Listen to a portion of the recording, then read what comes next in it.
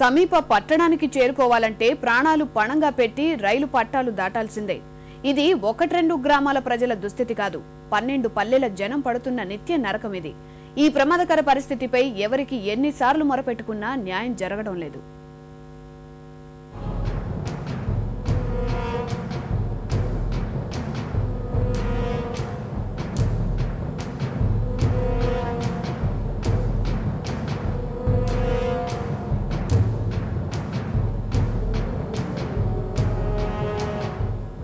ఇది కడప జిల్లా రైల్వే కోడూరు నియోజకవర్గం కేంద్రంలోని రైల్వే స్టేషన్.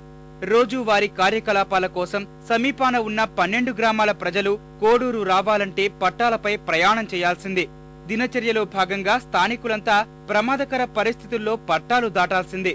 చిన్న పెద్ద తేడా లేదు, ఎవరైనా ఇలా ప్రమాదానికి ఎదురెళ్లాలి. రాత్రి వేళల్లో మరింత ప్రమాదకరంగా మారింది.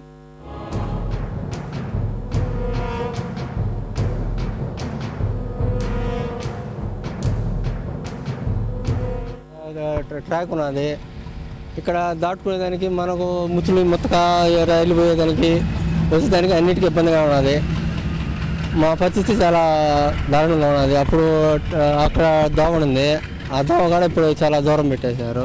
ఈ విధంగా దాటుకోవడానికి ట్రాక్ దాటుకుని రావాలంటే ఎంత న్యూసెన్స్ అవుతున్నది, ఎంత భయం. అదే అండర్ బ్రిడ్జ్ ఉంటే దాని పరంగా పిల్లలు వాక్ నడుచుకుంటా ఏ డిస్టర్బ్ లేకుండా వస్తారు. ఈ వంతెన కోసం ఏడాది కిందట రైల్వే శాఖ 5 కోట్లు విడుదల చేసింది. మరో 5 కోట్లు విడుదలైతే తప్ప పనులు చేపట్టలేమనేది ఇంజనీర్ల వాదన. ఇప్పటికే ఈ ప్రాంతంలో పదుల సంఖ్యలో ప్రజలు ప్రాణాలు కోల్పోయారు. అయినా అధికారుల్లో గాని పాలకుల్లో గాని కదలిక రావటం లేదు. పాయింట్ ఈ స్థానంలో నిలబడితే కొద్దిగా వచ్చేది పోయేది తెలుస్తుంది. నేరుగా ఇట్లా పోవడము రావడంలో అట్లా తిరుక్కోబోయటానికి వయోవృద్ధులు ఎవరన్నా పోవాలన్నా రావాలన్నా కూడా పూర్తి ఇబ్బంది అవుతారు.